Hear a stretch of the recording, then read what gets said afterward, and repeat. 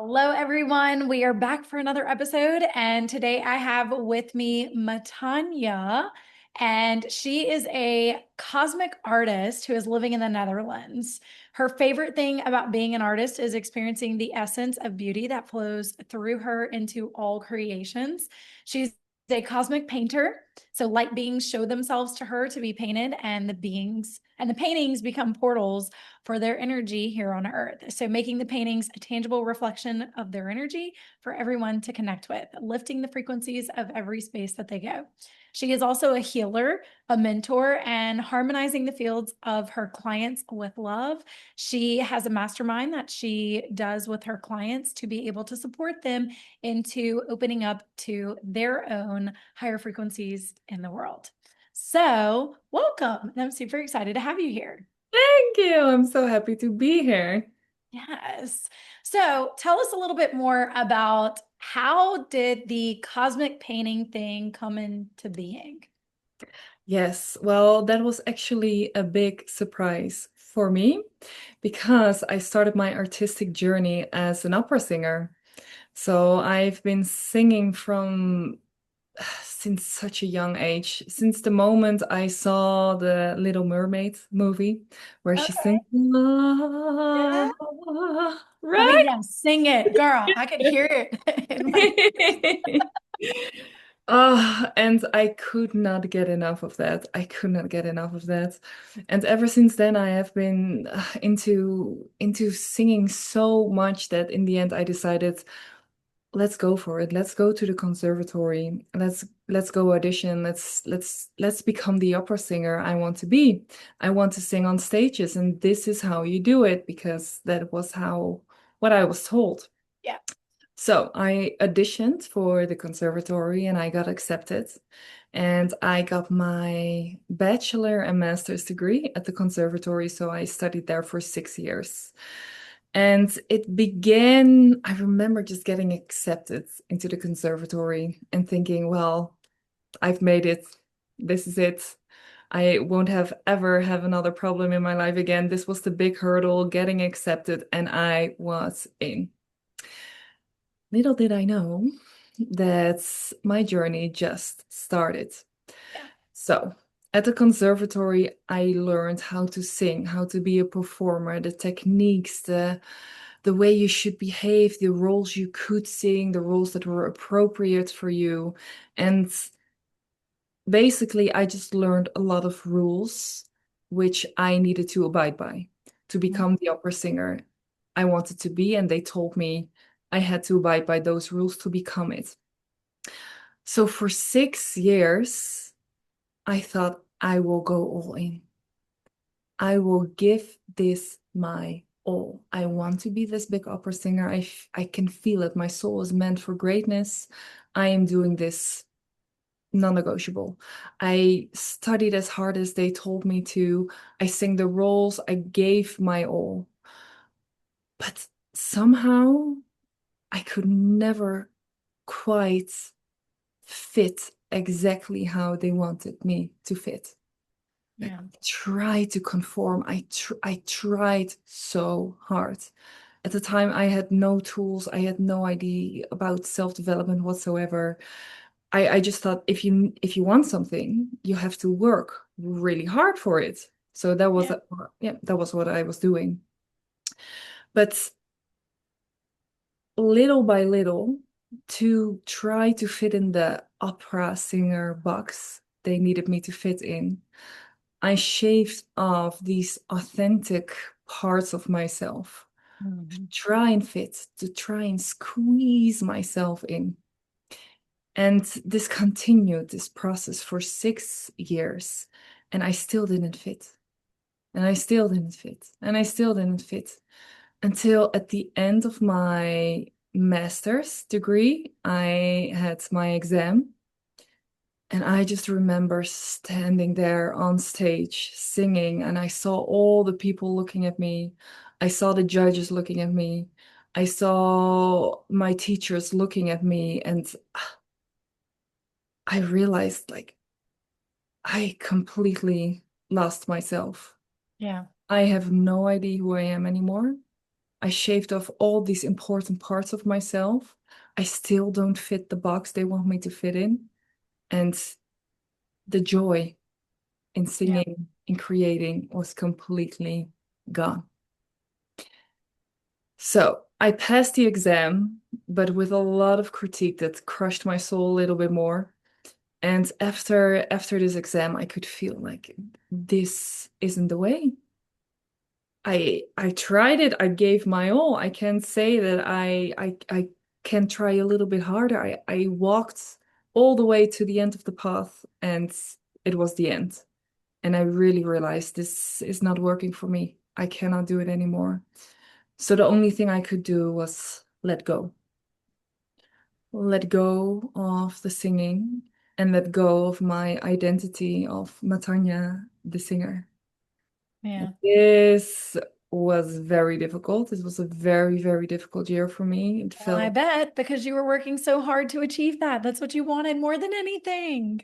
it was what I wanted. I wanted it so bad it could hurt. Like, I don't Yeah. know if you know that feeling. You have that desire that it sometimes hurts. You want it so much, and you're willing to do it all. But then it isn't enough, and it's crushing you from it's crushing your dreams and the way you think the world works in hindsight. Now I can see.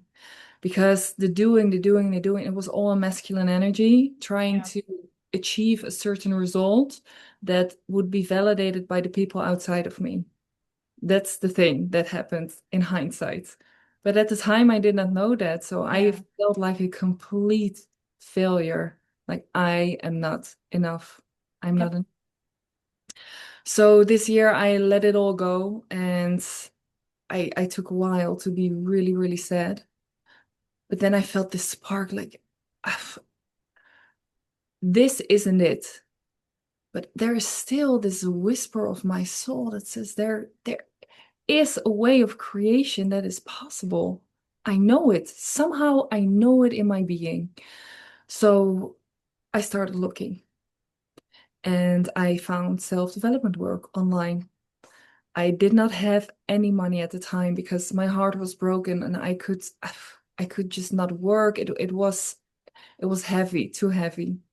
Yeah. But I found all this free stuff online and I just absorbed it all. And I learned so much about myself. And where I started was actually feeling my emotions that were there. So I had never fully learned to do that. And while I was singing on stages, I had so much anxiety in my body. I was so scared, but I had no way to regulate myself. Right. And I finally started to learn, like, oh, whoa, I started to learn about myself, of how I worked, of my beliefs, of how I looked at the world, and that I actually had a choice in how to look at the world. So after a couple of months of doing this work, of shifting my mindset, of really, really, really doing the inner work, feeling my feelings, diving deep, not looking, I was in my cocoon. The only money that came in, I spent on healing sessions, on courses. I did not have a lot of social contact. My friends were like, "Where are you?" But I was in my cocoon. And after a couple of months of doing this work, I started to feel this creative spark in my belly again. And it had been so long since I felt that. I think even before the conservatory, this spark of innocent creation, something that wanted to be created. But the normal thing I would do was go sing. Yeah. But still so entangled. My heart was still broken in singing, so I could feel I cannot sing right now. But there is some expression that wants to happen through me. Right. Yeah. And that's when the intuition came that said, go paint. And I thought, okay, We're just gonna paint. we're gonna paint. So I went to the $1 store because I still did not have any money to buy me some painting supplies. And I started painting. And at first it was really scary, But after a while, I got into a flow and I started to realize I don't know anything about painting. Well, that's actually kind of great because I have no idea what I am doing, so I cannot be wrong. That's I right. There's no limitations at this point. exactly. I was free and I could create exactly what my soul from the inside said. Let's Yeah. create this. This is fun. This is fun. This is fun. And after a while, I started to share my art online just because it was an expression of me, which was Mhm. really scary because my whole network was full of people who were in in the upper world, Yeah. which is quite conservative. Yeah. But I started to share some work online, and the craziest thing started to happen is that people said, I want that. "Yes, can I buy this art?" And I was completely like, "What? You want to buy my art? I have no idea what I'm doing, but okay, let's do it." And that's how it all started to unfold, and the paintings became bigger, and the business became bigger, and I suddenly had a painting business, an artist business that flowed so easily because it did not try to exist in an already existing Yeah. conforming system. It was something completely new. And And that, something freeing for you. Like it just gave you that ability to just be your unique self without somebody looking behind you saying, right, wrong, this, that. Yeah. yeah. And I remember people telling me, "Don't you want to do a course in painting? You're so good at it."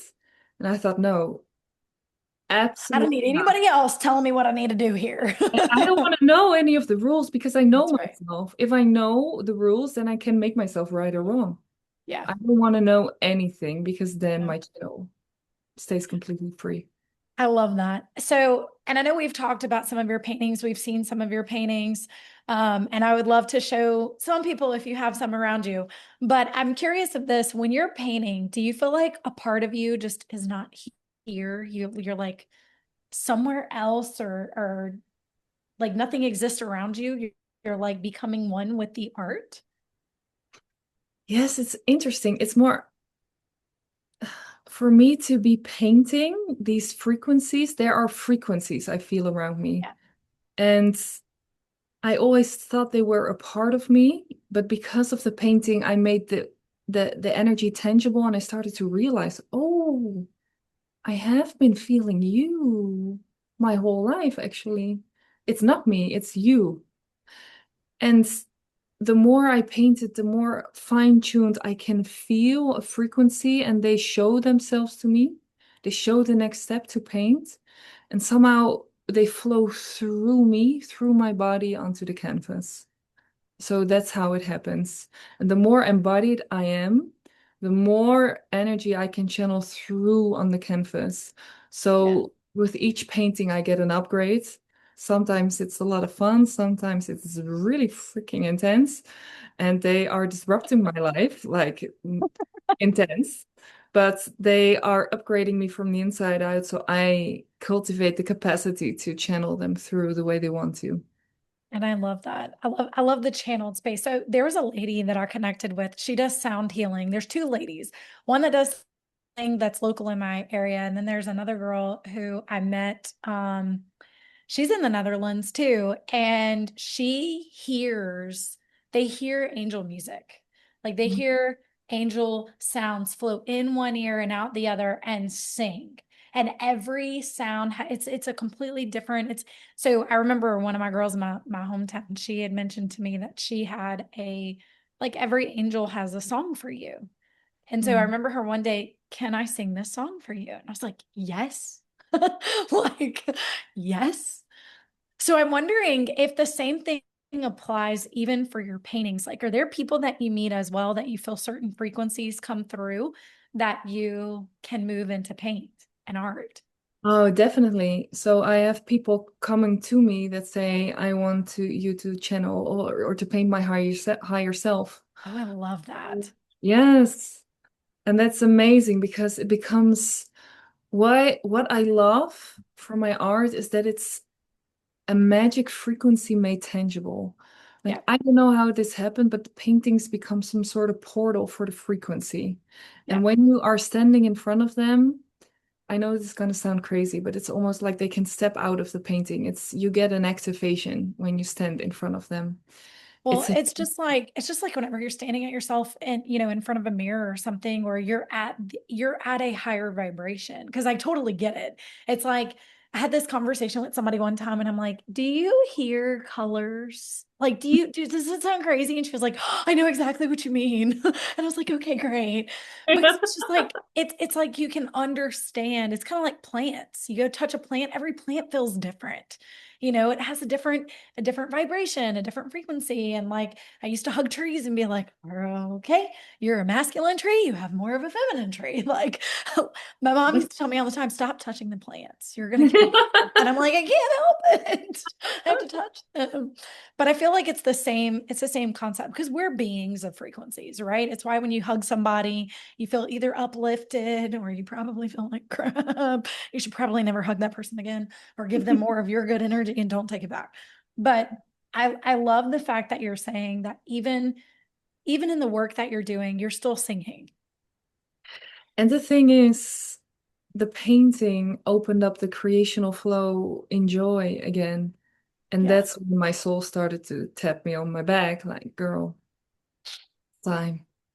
Just fly this in the singing again. Free yourself, heal yourself with this. And I did. So now I also create and channel songs of my own. I love to work with a looping station. And it's for me, it feels the same as painting. It's just a different form of expressing. Yeah. Do you sing while you paint? Also, yes. Okay. I would hope so. And then I would hope that you would be like, the color purple is going to go here because this is representing this song. Yeah. That would be me. That would be me. I love this. Do you have one of your paintings that we can see? Do you have one Yes, I close by? can grab it. It's Aphrodite. She is naked though. I don't know if it's that okay. I don't care. Yeah, we're If other good. people don't like it, that's a them problem, not us problem. Okay, here we go. Put my chair on the side.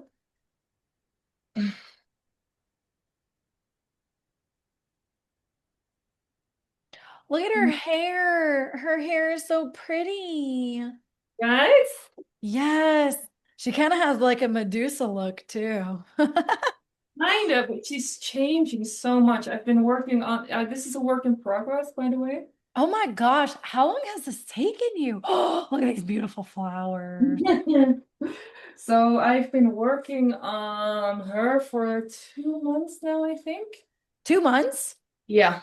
How long what's the average that it takes you for a big canvas like that? Or does it depend?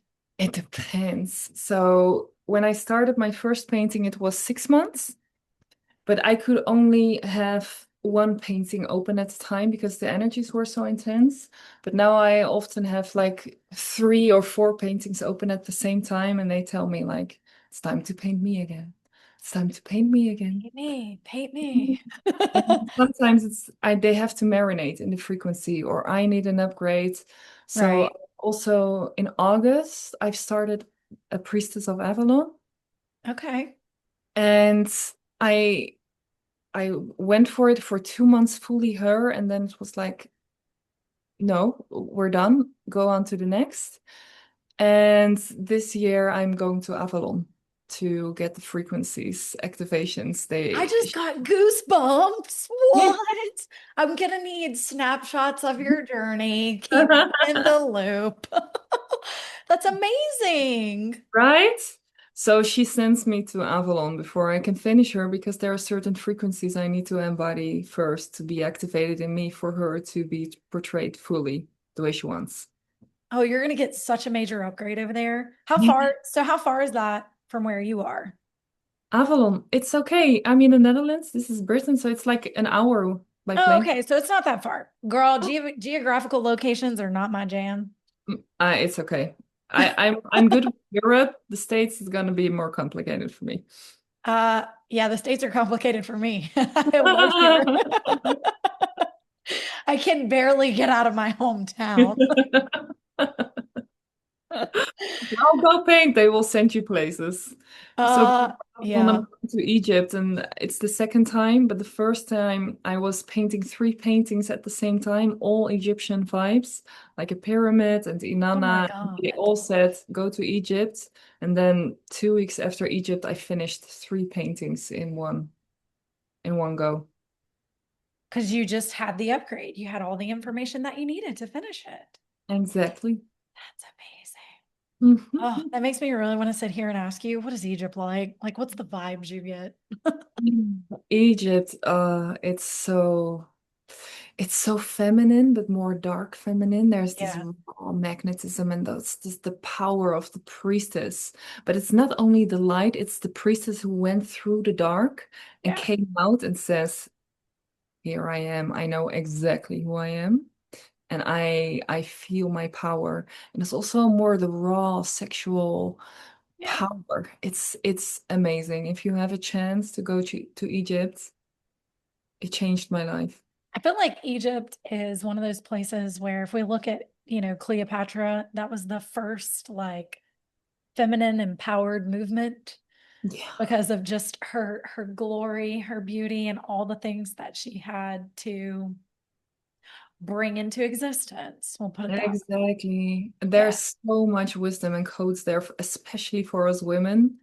But if you, I have the painting of Inanna, she represents it fully for me. So if people want to tune in on that, if you want to tune in on that, you can find it on my website, just an image, and you can get her activation, Egypt activation. Nice. Give me all the good vibes. Mhm.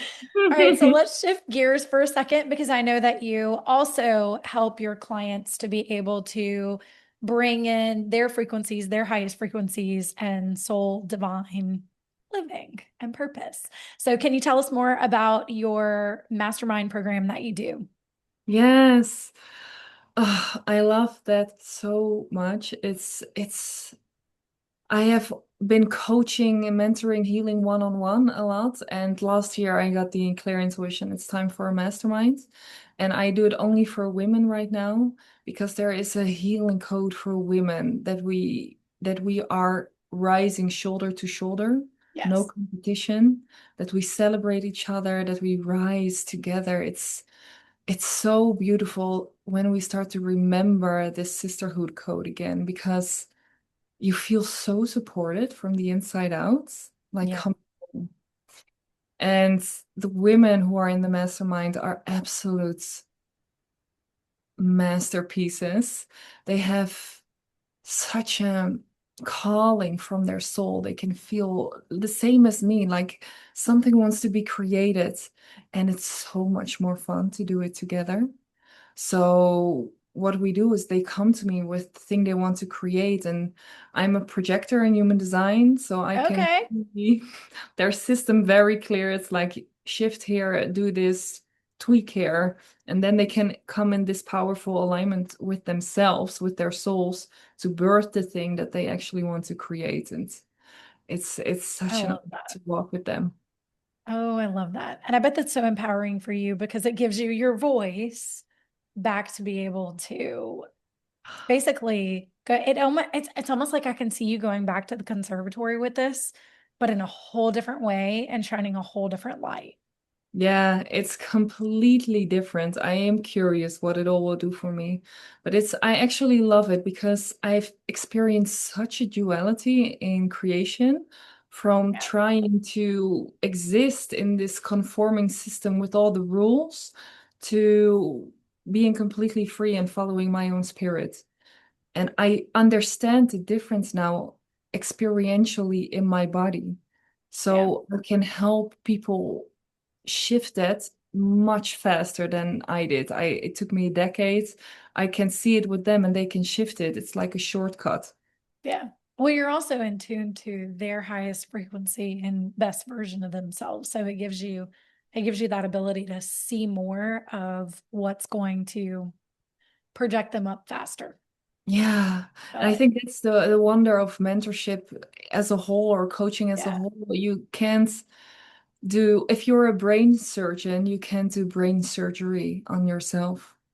So you have blind spots, Yeah. and you are in a mentorship, th- somebody else can very easily see the blind spots. Yeah. And I'll agree with you on that sisterhood wound. A lot of what I, do in my business is recreating that, like I grew up, there was a lot of sisterhood wounds. Mm. And it's always been where's my village? Find my village, create my village. And this was my year of, so this is my year of 7 for relationships. And it was very intentional where last year I said, this is going to be the year that I build my circle and my queendom with my ladies. Like, this is it. And honestly, that's what started the podcast Ah, was I'm finding my circle, I'm finding my people. And so, of course, we go through, a lot of yays and a lot of nays. And so but just having that ability to be able to connect other people from all around the world and showcase, their gifts, just like you and all your artwork. I remember you had one angel when we did our first introduction call, and I'm like, what is that? I was so drawn. I'm like, can like, I felt like I was getting closer and closer to the screen. I remember that. And I was like, what is that? yeah, she's complete now. She is an absolute masterpiece. I love her so much. Oh, The frequency of faith. So I get that you were drawn in. yeah. Like, it's just like, okay, I'm trusting. What is this? I love that. Well, so let's ask some more frequency raising questions. So you help people open up to receive love. Why do you think that so many people are blocked to these desires? It's not what we got taught to follow as children. So as children, we got taught to behave well, to be the good girl, to be the good boy, and that's when we got the love. That's when we got the validation. And we needed that because we were children, so we needed to survive. So this is what we got taught about love. If I act accordingly, I receive love. So it's transactional instead of I am love. I have Yeah. always been love. And when you listen to your desires that come from inside out, from your soul, who is made out of love, that's when the magic starts to open up. Yeah. That's where we can experience love because we let it flow through us. We let it birth through us, through our expressions, through our creations. And I love that you're saying it that way because it's the same, like you're saying, birthing it through, right? It's no different than, and I don't know if you have kids, but having kids, and birthing kids. There's no manual that comes with that. There's no perfection thing. There's nobody that you can create a baby and say, oh, this is just, it's wrong. You know what I mean? But that's the same thing that we get told through every bit of our creation. You know, I bought this painting and I can't sit here and tell you that it's wrong. It's beautiful. I bought it. I was like, yes, I love this. We're going to have this, whatever. If I look at different things, around my office and everything, it's all creation. It didn't exist prior. And because it exists and it's from a space of, love in my office and for myself, it allows me to be in that state of more creativity and I love that so much. just that intention. And I think that's more of I agree with you of where people get lost is kind of like you did. It's bowing down to other people. Who's going to Yeah, recognize me? Who's going to see me? Am I good enough? yes. And that's Until the way you, we got taught yeah, to yeah, behave. So it's yeah, very, very logical. When I look at it in hindsight, it was my little girl in the conservatory thinking, okay, if I behave well, if I work hard, I will be successful. yeah. Somebody's All going to love masculine me. energy. Yeah, love Yeah, me. yeah, Love me. yeah, Instead of I love me. Now what? yeah. So I'm curious, last question. What's on your next agenda besides Avalon? What are we painting next? What are we moving No, to? I'm currently, it's insane, but this sounds crazy, but there's a line of beings that say, Okay. yeah, I want to be painted. No, pick me first. I want to be. But I also would love to be painted. I've been standing in line very, very long. So is this line of beings surrounding me all the time. But there is this divine timing where I feel like this is the next one and it clicks. I love So that. a couple of beings that are waiting in line are Athena, Okay. My ears are perked up on that one. oh, are Sekhmet, an Egyptian goddess. But Okay. I'm going back in April for the second time to Egypt. There's something I never know what happens. You know that? Yeah. So these beings are in line, but there can be another being that just goes, me first, Me first. me Pick me. first.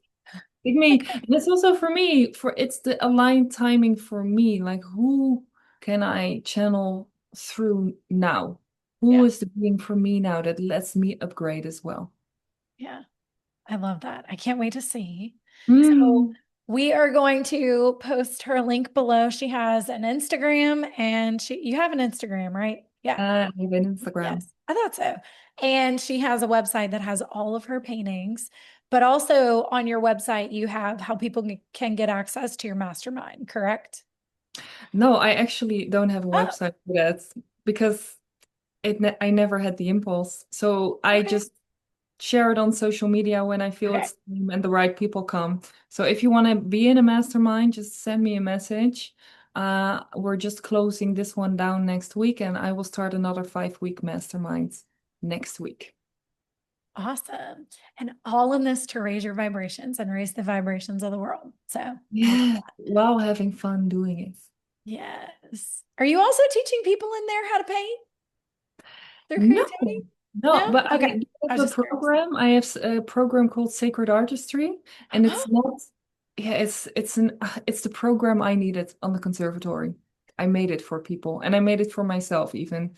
But it's about the creation that comes from your soul and how to give it to the world. So for me, the creation that comes from your soul is sacred Yeah. artistry. Yeah.